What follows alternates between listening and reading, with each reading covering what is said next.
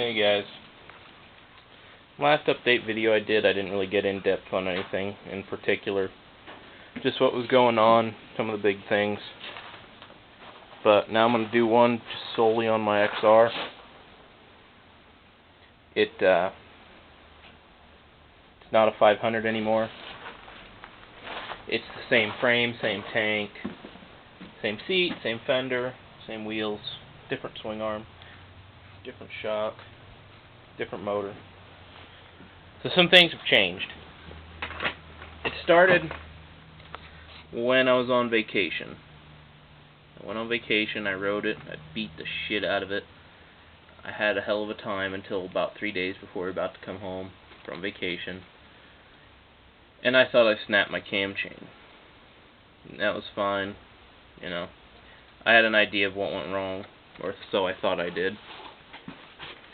And I wasn't right in my diagnosis from the outside. My cam chain is still intact, but what did happen is a valve got bent somehow, and a valve got bent, then snapped, so the piece just rattled around in there, and there's the old piston of the 500. Pretty beat up, to say the least, you know. So, before I even got home on vacation, I committed to buying a 600. I was driving across the United States. I was on vacation where I'm from, back in Pennsylvania. And I committed to buying a 1986 xr600. It was the, just the 600R, that motor that you see right there, with a bad second gear.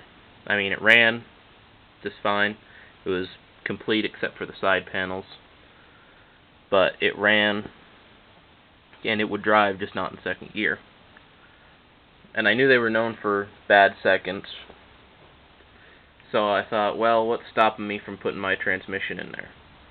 As it turned out, nothing. But I picked it up, and I rode it around here for a few days, make sure everything was good except for the transmission, and it was. So, I started teardown. I got the motor out of here, figured out what was wrong with it, the 500 motor. Said, alright, now I gotta get the transmission out, got the transmission out. And the rest of my 500 motor is in that box right there. So, this is now, I guess it's on the other side. It's 591, it's stock size piston, and it's still a 97mm piston. It's a Wossner piston, and I've had a little bit of trouble because I blasted the whole motor and then put the wrong side cover on that still had blast media in it, so it ground up my wrist pin. But I'm talking to a guy today. Today's Monday, and the first day that I could talk to a guy from the company, and I'll be getting a new wrist pin. It's only $18 and new rings. I've actually had this motor torn down already and put back together. I put 250 miles on it just 2 weekends ago. I would have, it would have been 2 weeks ago. And I had a blast. I topped out higher than I ever did on my 500. I hit just a shade over 90 miles an hour on a dirt road. So that's pretty fast, all things considered, for anything on a dirt road. But it ran real well, but it started to get a little knock, and I'll show that here in a minute. And I'm pretty sure it's just the play from a worn wrist pin. And also the check valve on my oil pump got stuck because it got a little bit of blast media in it, and the check valve wouldn't close. So all my oil was draining into my crankcase, and then it was spitting it out the vent. So I had a few little issues, but I rode the shit out of it over the weekend and loved it. I changed the front fender, got some Al Baker's stickers for the front fender. So they're pretty cool, I think. I used my frame because the new frame that I got didn't have a title to it. So that's why I used the 500 frame. And it fits in there fairly well. The only thing I did have to change is the back mount, right there, right below the chain. That was a little tight. I actually just ground the case of the motor down just a touch, and it's a little different here in the front. That spacer there is from the 600 because the 500 spacer was too big. But the transmission went in it pretty well. I put in a different shaft, but it actually, instead of just replacing second, I replaced fifth and second, because fifth is what engages on second, and the gears were fine. It was just where they engage, you know, where the teeth where they engage. So that's what was actually grinding.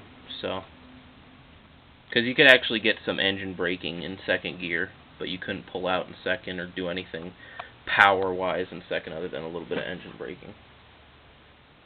So, alrighty, I'm gonna see if I can fire it up. See what angle I can get with this camera. This is a different camera than I used to use. So,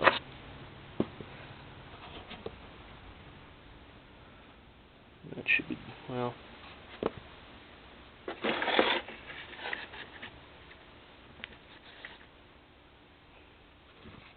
we'll see what that does.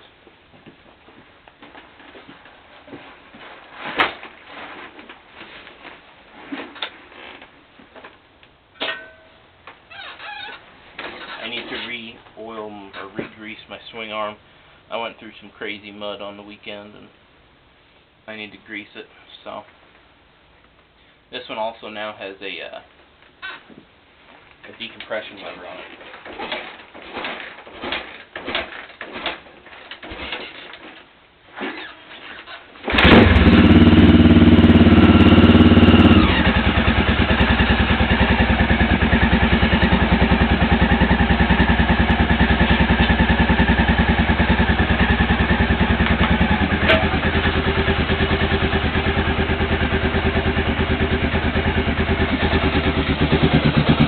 That's the 600. I do not have the air filter on right now. I just lost it. So you get a little bit of suction sound coming from there. And you can't really hear the knock all the time. But, you know, it's definitely there. It's a little more pronounced on deceleration of the motor sometimes. But, yeah, there's definitely a little knock in there, and my wrist pin is worn a little, so I'm going to try that. So if it's not that, we'll go on to plan B, figure out what else can rattle in there, and, you know, because it's not very loud when you first start it up. As soon as it warms up, it gets louder, and that doesn't really make sense, because that rules out piston slap, because everything's going to get bigger as it heats up, so, I don't know. We'll see. But she definitely runs and hauls ass with a stock gearing 1448. However, I ordered a 42 for the rear yesterday, so it should ship out soon. Probably Tuesday, tomorrow. You can see my tires getting beat up.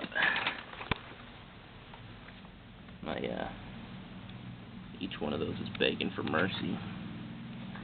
But that's what a whole hell of a lot of torque does to a tire. And this tire, you can see that knob's still quite a bit bigger than that one, because I burned out and slid the stops and just beat the shit out of this tire over the weekend. This tire was brand new 3 months ago, if that. I mean, I put it on myself this spring, so anyway, that's what's going on with that. I put the swing arm and rear shock from the 600 on here because this is adjustable in more ways, and yeah, I haven't mounted it in tight yet. It kind of is a tight fit for the carbs, but it works pretty well.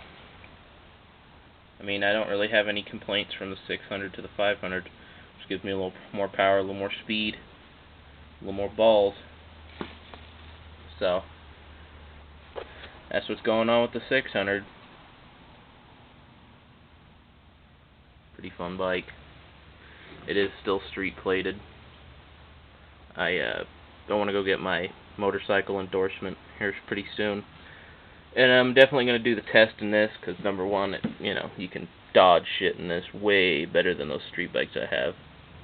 And I'm only going to be having one street bike by Friday. I'm selling the green one, so. Yep. Thanks for watching.